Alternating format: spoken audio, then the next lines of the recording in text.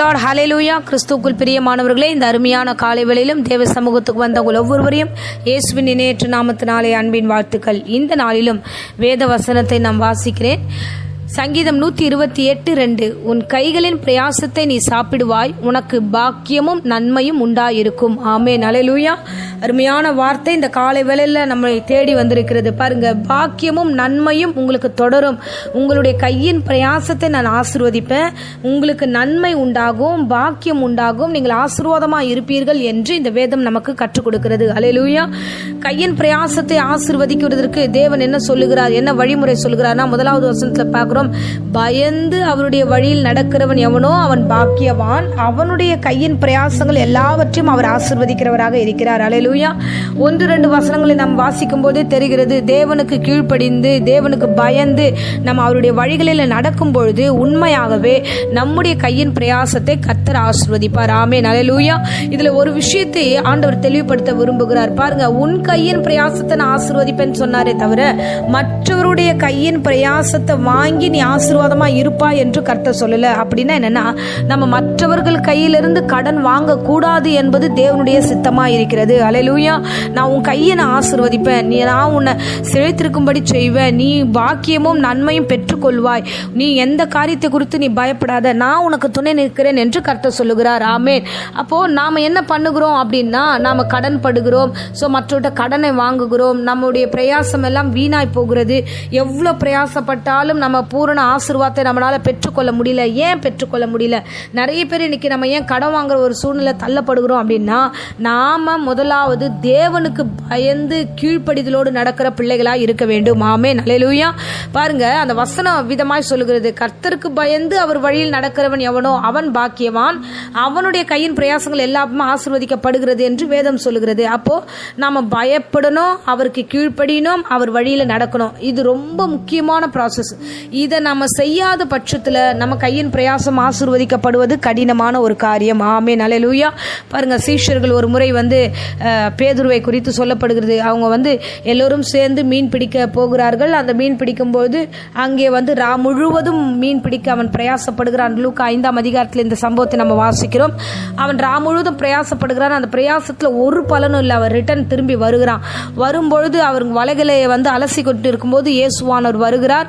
இப்போது இயேசுவானவர் சொல்லுகிறார், நீங்கள் வெறும் வலையோட இருக்கீங்க, நீங்க போய் ஆழ்கடல்ல வலது பக்கமா நீங்க இதை பண்ணுங்க, நீங்க இதை செய்யுங்க அப்படின்னு ஒரு வழியை அவர் கத்துக் கொடுக்கிறார். அவர் வழியை போதிக்கிறார். நீங்க இப்படி நடங்கன்னு ஒரு பாதையை காண்பிக்கிறார். அப்பொழுது அந்த பேதுரு சொல்லுவார், நாங்கள் இவ்வளோ நேரம் பிரயாசப்பட்டோம், நான் ஒரு ஃபிஷர்மேன், எனக்கு தெரியும், நான் ராத்திரி முழுக்க நான் பிரயாசப்பட்டேன், ஆனா இன்னைக்கு ஒண்ணுமே கிடைக்கல அப்படின்னு சொல்லி தேவனுடைய வார்த்தையை மறுதலிக்காம அந்த இடத்துல சொல்லுகிறான், ஆகிலும் உம்முடைய வார்த்தையின்படியே நாங்கள் வலையை போடுகிறோம் என்று சொல்லி மறுபடியும் கடந்து போகிறார்கள், பிரயாசப்படுகிறார்கள். பிரயாசப்பட்ட உடனே வலை கிழிந்து போகத்தக்கதாக ஏராளமான மீன்கள் அந்த இடத்துல கிடைக்கிறது. ஹல்லேலூயா. அப்படியாய் கர்த்தர் ஆசீர்வதித்தார். அது மாத்திரம் இல்ல, அவன் அந்த கடல்ல இருந்து கரைக்கு வருவதற்கு முன்பதாக தன்னுடைய நண்பர்களுக்கெல்லாம் செய்கை காண்பித்து எல்லோரையும் படகு அண்டையில கூப்பிட்டு அதுக்கு உதவி செய்யும்படியாக வர மற்றவர்களுக்கும் அவன் வேலை கொடுக்கிறான்.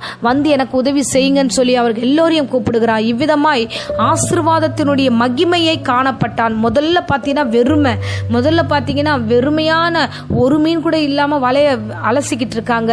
அந்த படகு ரா முழுவதும் ஒர்க் பண்ணிருக்கு, நல்ல வேலை செஞ்சிருக்கு, நடுக்கடலுக்கு போயிருக்கு அந்த படகு.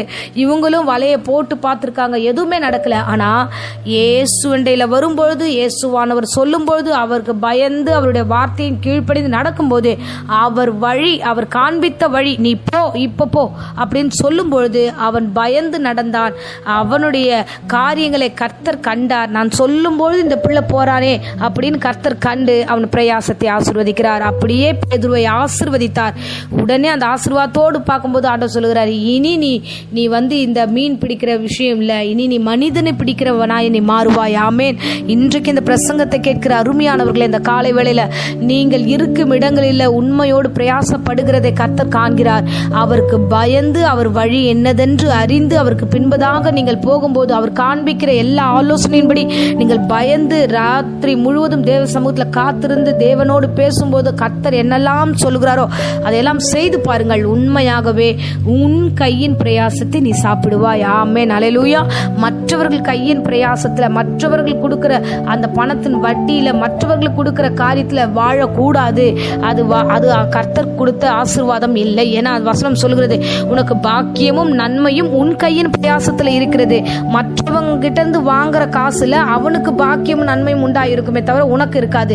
அப்போ உன் கையின் பிரயாசம் தேவைப்படுகிறது. இன்றைக்கு பிரசங்கத்தை கேட்கிறவர்களே, உங்கள் கையை கர்த்தர் திடப்படுத்த விரும்புகிறார், பலப்படுத்த விரும்புகிறார், பாக்கியம் நன்மையும் உண்டாக்க விரும்புகிறார். ஆகையால நீங்கள் தேவனுக்கு பயந்து நடந்தே ஆக வேண்டும். ஒன்று. இரண்டாவது, அவர் வழியை இன்னதென்று அறிந்து அவர் சொல்லும் வழியில நீங்கள் கடந்து போக வேண்டும். நீங்கள் இந்த காரியத்தில் தெளிவாய் நீங்கள் செயல்பட்டீங்கன்னா நிச்சயமாகவே உங்கள் கையின் பிரயாசங்களை ஏராளமான ஆசீர்வாதத்தை பெற்றுக்கொள்வீர்கள். அநேகருக்கு நீங்களே வேலை கொடுக்கத்தக்கதாக, அநேகருக்கு நீங்களே ஆசீர்வாதத்தை பகிர்ந்து கொடுக்கத்தக்கதாக கர்த்தர் தாமே உங்களை ஒவ்வொருவரையும் ஆசீர்வதிப்பார். இது நிமித்தம் பாக்கியமும் நன்மையும் உங்களை தொடரும். வருகிறவர்கள் போகிறவர்கள் எல்லாம் உங்களை வாழ்த்துவார்கள். கர்த்தர் தாமே அப்படியே உங்களை ஆசீர்வதிப்பாராக. ஆமென். இன்றைக்கு ஒரு தீர்மானத்தை எடுப்போம். ஆண்டவரே, எந்த சூழ்நிலையும் நான் மற்றவருடைய கையை நான் எதிர்பார்க்க மாட்டேன். ஆண்டவரே, நீர் கொடுத்த பலத்தோடு ஆண்டவரே எங்களுடைய வேலைகளிலே நாங்கள் உண்மையோடு பயத்தோடு பக்தியோடு கீழ்ப்படிந்து நாங்கள் நடக்கிறோம் என்று நீங்கள் ஒப்பு கொடுங்க. நிச்சயமாய் கர்த்தர் உங்களை ஆசீர்வதித்து நடத்துவார். ஆமென்.